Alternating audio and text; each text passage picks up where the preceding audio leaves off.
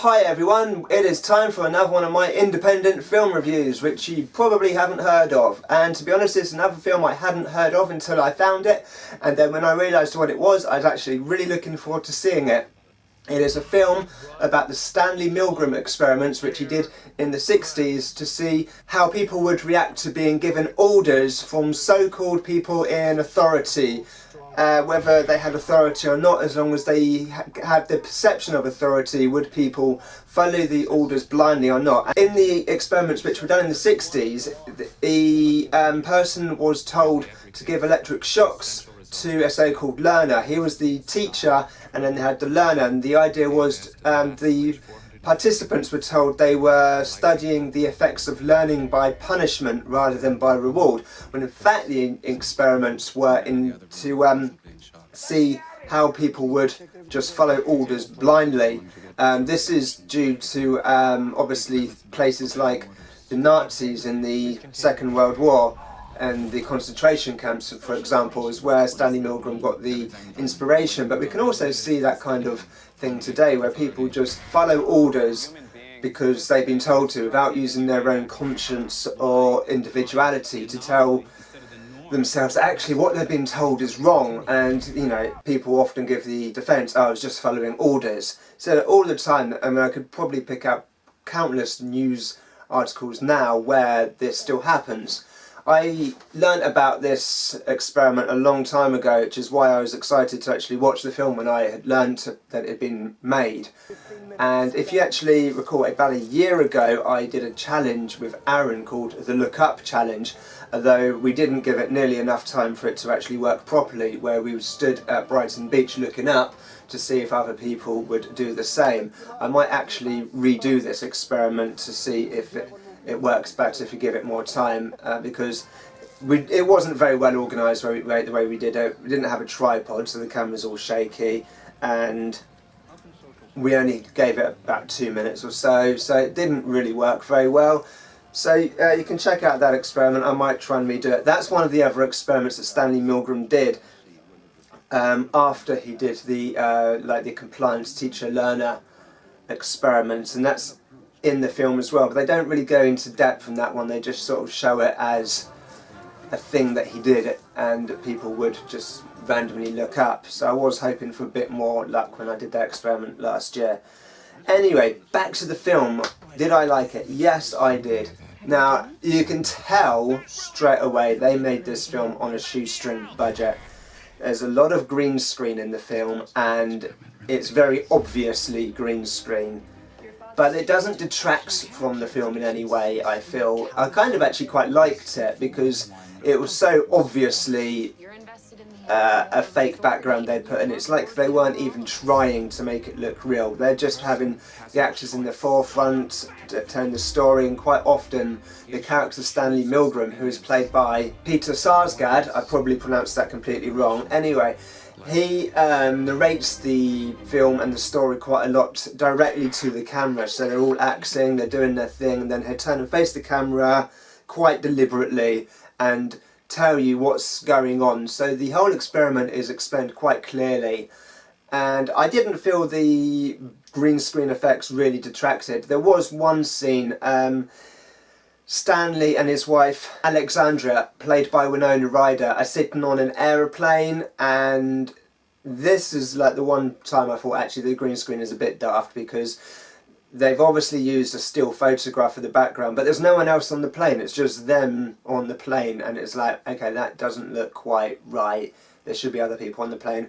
The other green screen effects is obviously a photograph that they've just stuck in the background, and it's so obvious. It is so obvious, but at the same time it kind of gives it a quaint feeling about the film that I quite liked, because it's so obvious they made this film on a tight budget, and I actually didn't mind it. It wasn't like, say for example, Star Wars episodes 1, 2 and 3, which had loads of green screen, and that looked awful. It really did look bad.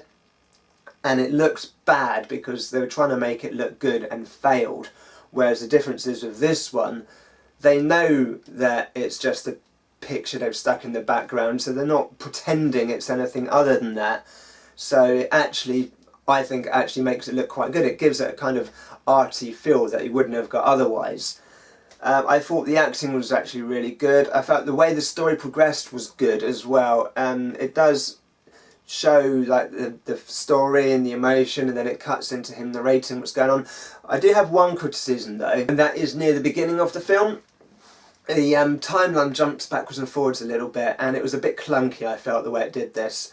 And a lot of films do jump forwards and backwards in time, and it kind of works. So I reviewed Queen of Earth recently, another independent film, and that had the timeline jumping backwards and forwards, but the way that works I felt was okay, and that worked quite well. But the way this one did it, I felt it was just a bit, it felt clunky. It didn't feel like it worked quite as well as I think they were hoping it would do.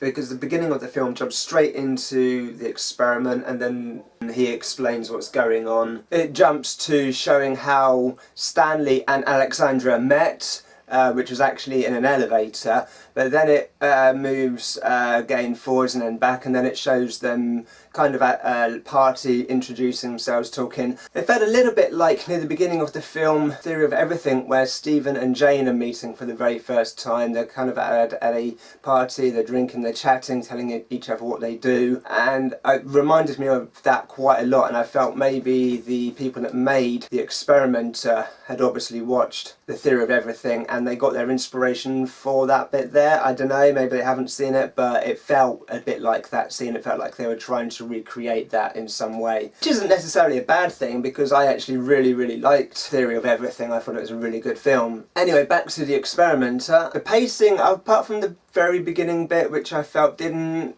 go backwards and forwards in time quite as smoothly as it probably could have done.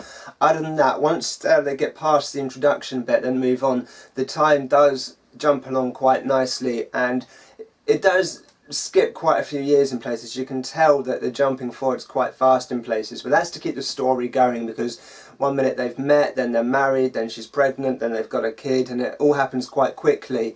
But they're trying to pinpoint the relevant moments in Stanley's life to put into the film, so they're not having all the other bits which aren't necessarily involved. Alright, I've just completely lost my place where I was at, because I was just yelling out a window at Aaron about future challenge videos we're going to make. So, I highly recommend this film to anybody who knows anything about Stanley Milgram at all.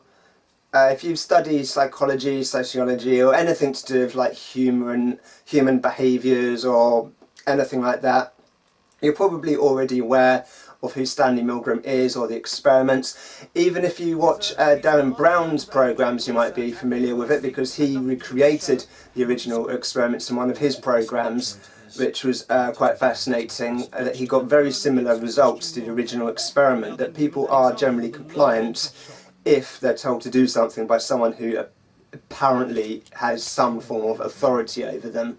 It is quite a slow-paced film. It's not an in-your-face film. It's not one of these films which have loud music going over top. In fact, I don't even recall if there is any music in it at all, apart from the end credits. I think it's a lot of dialogue, a lot of speech, explaining what's going on, but it's not patronising the way it's explained. It's basically, it's telling a story. He's narrating what's happening, what's going on, so even if you're aware of the experiments previously, or if you're completely unaware of them, the way it's explained isn't at all patronising. It just goes on at a nice steady pace.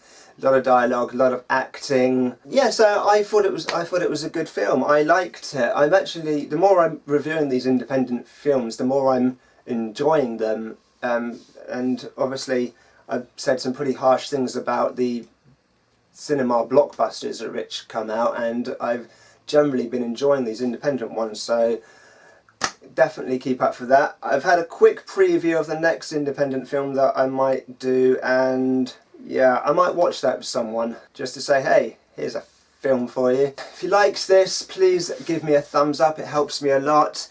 If you like my film reviews, please subscribe. I also do other things. I do challenges, as I briefly mentioned. I was just yelling out my window to Aaron about future upcoming challenges. Watch them as well. And obviously we did the Looking Up challenge a year ago, which is based on Stanley Milgram's work, but obviously we didn't really do that to its full potential, so I was thinking I might try and recreate that one better. I also do other things about my karate training and just sometimes random chats and vlogs if I actually ever go anywhere interesting. Please subscribe, it really helps me out a lot. And if you do subscribe, I will think you're amazing. I really will think you're amazing. And that's it for now. I'll see you later. Bye.